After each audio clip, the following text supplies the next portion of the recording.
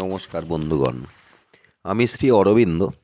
আজকের আপনাদের জানাবো বৃহস্পতির বক্রতা মুক্তির পর কি ফল দেবে। অর্থাৎ বৃহস্পতিদেব ডিসেম্বর 31, 2023 সালের কথা বলছি পর্যন্ত বক্র অবস্থায় ছিল। এখন বক্রতা মুক্তি হয়েছে। সেই মুক্তির ফলে বিভিন্ন রাশির কি ফল দেবে সেটাই আপনাদের জানাবো। এটা দ্বিতীয় পার্ট। এর আগে আপনাদের জানিয়েছি মেষ রাশি থেকে কন্যা রাশি পর্যন্ত। আজকে জানাবো তুলা রাশি,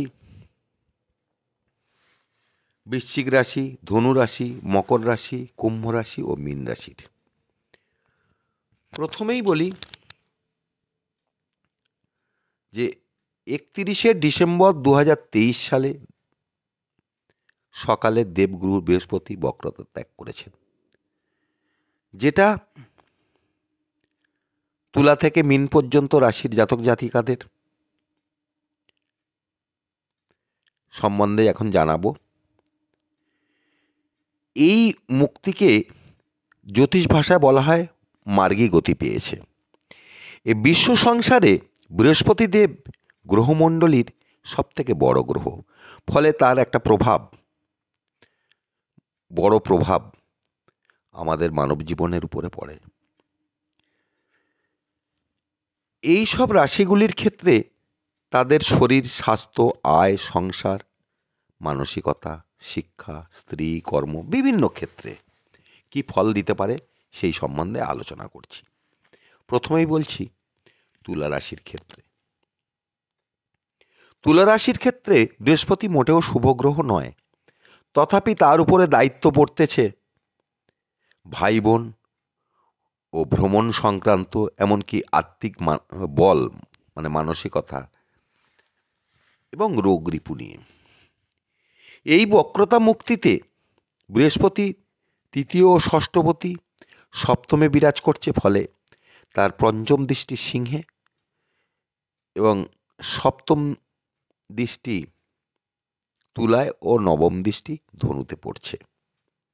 প্রথমেই বলি, সিংহ ও ধনুতে দৃষ্টি দেওয়ায় ভাই বোন, সে বড় থেকে ছোট, সবার ক্ষেত্রে সম্পর্ক দৃঢ় হচ্ছে। পরিশ্রমলব্ধ ফল, ইনকাম অনেকটাই বাড়বে কিন্তু।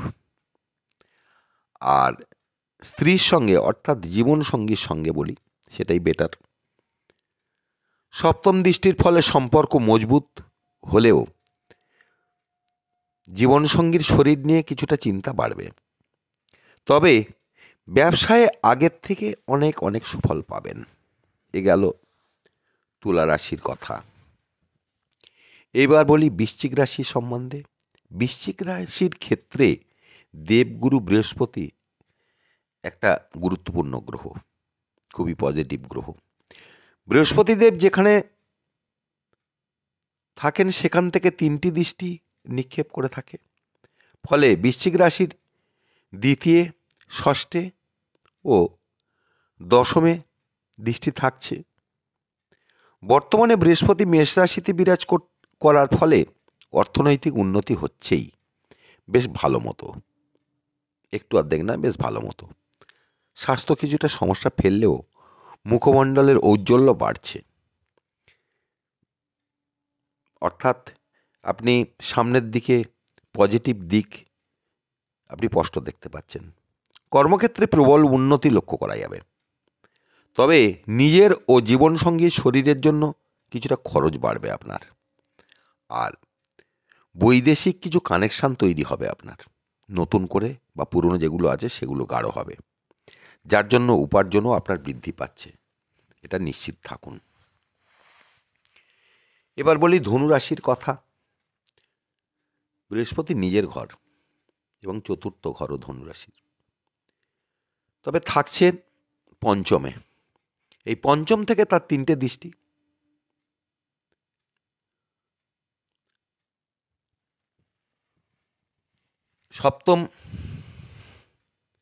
পঞ্চমে থেকে সপ্তম দৃষ্টি, একাদশে দৃষ্টি ও তনুভাবে দৃষ্টি দেবে। যেটা পজিটিভ দৃষ্টি আপনাদের জানুয়ারি 1 তারিখ থেকে এর সুফল পেতে থাকবেন। বিভিন্ন বেশ কিছু ক্ষেত্রে আনন্দিত হওয়ার মতোই ঘটনা ঘটবে আপনার জীবনে। লেখনী শক্তি বাড়বে, কাল্পনিক শক্তিও মানে কল্পনা করার প্রবণতা অনেকটাই বর্ধিত হবে। ধর্মের প্রতি শ্রদ্ধাশীল হবেন, মন খুব ভালো থাকবে, জ্ঞান বাড়বে অনেকটাই, জ্ঞানী লোকের সঙ্গে সম্পর্ক হবে আর কি। সৎকর্মে ব্যয় করবেন, ধন সম্পদ বাড়বে, শুধু তাই নয়, আপনার জামাতা বা গুণবতী পুত্রবধূর ব্যবহারে আপনি অনেকটাই আনন্দিত পাবেন বা মুগ্ধ হবেন।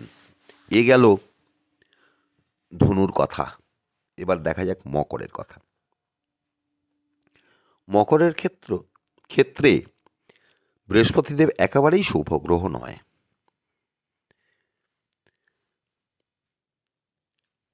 কারণ তৃতীয় ও দ্বাদশপতি হিসেবে, তাই তার চতুর্থে থেকে অষ্টম দৃষ্টি মানে অষ্টমে দৃষ্টি, দশমে ও দ্বাদশে দৃষ্টি শুভ ফল দেবে না।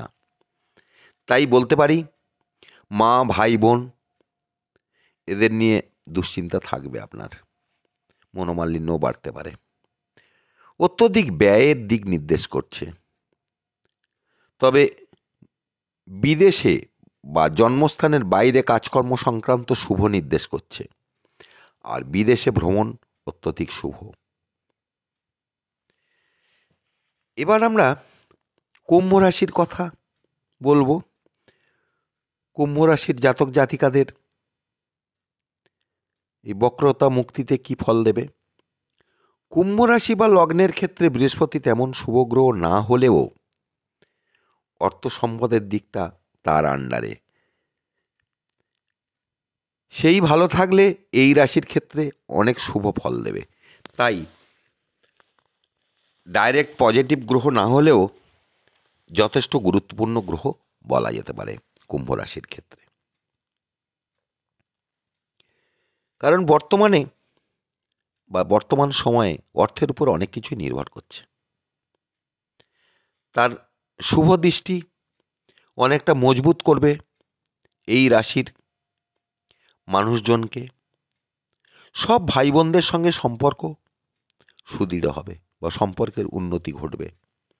জীবনসঙ্গীর শরীর ও সম্পর্ক দুটোই মধুর হবে, মানে শরীর সুস্থ থাকবে, সম্পর্ক মজবুত হবে। ভাগ্যেরও আয়ের উন্নতি ঘটবে। তাই বৃহস্পতি মার্গীর ফল কুম্ভের জন্য খুবই শুভ। এবার আমরা দেখব মীন রাশির জাতক জাতিকাদের কি ফল দেবে।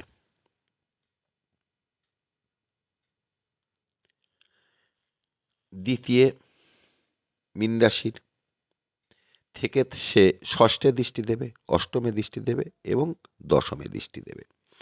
এই ষষ্ঠ এবং অষ্টম এই দুটোতে খুব একটা শুভ ফল দেবে না আপনার ক্ষেত্রে। তথাপি বলছি, ষষ্ঠে দৃষ্টির ফলে শত্রু জয়ী হবেন, শত্রুরা পরাস্ত হবে, কিন্তু শরীর তেমন একটা ভালো থাকবে না, কিছুটা ডিস্টার্ব করবে আপনার। অষ্টমেও শরীর খারাপ করবে, শরীর নিয়ে আপনাকে চিন্তা করতে হবে। সেই সাথে পিতার সাথে সম্পর্কের অবনতি ঘটায়, হতে পারে আপনাকে গৃহত্যাগ করতে হবে। কিন্তু বিভিন্ন দিক থেকে বিচার করলে দেখা যায় ভ্রমণ যোগ শুভ। বিভিন্ন জায়গায় আপনি ভ্রমণ করার মানসিকতা তৈরি হবে এবং হয়তো ভ্রমণকালে যদি কেউ দেহত্যাগ করে থাকেন সেটা পুণ্যস্থানেই করবেন। আর নবম দৃষ্টি যেটা দশমে পড়ছে সেটাই আপনার পক্ষে খুবই শুভ। কর্মক্ষেত্রের উন্নতি যোগ বেশ ভালো যাবে কর্মক্ষেত্র, অর্থাৎ কর্মে উন্নতি হলে আয়ে উন্নতি, অনেকটাই আয়ও বাড়বে, মানসিকতা পরিবর্তন হবে, অনেকটা চাঙ্গা থাকবেন। এ গেল মীন রাশির কথা। তাই আপনাদের বলছি যে তুলা, বৃশ্চিক, ধনু, মকর, কুম্ভ, মীন এই 6টি রাশির বৃহস্পতি বক্রতা ত্যাগ করার ফলে যে রেজাল্ট পাবেন সেটাই জানালাম। আজ এই পর্যন্ত। আমি শ্রী অরবিন্দ। আশা করছি ভালো লাগবে। ভালো লাগলে লাইক, শেয়ার, কমেন্টস করবেন। সাবস্ক্রাইব করতে ভুলবেন না পরবর্তী ভিডিওর জন্য। ধন্যবাদ। ভালো থাকবেন।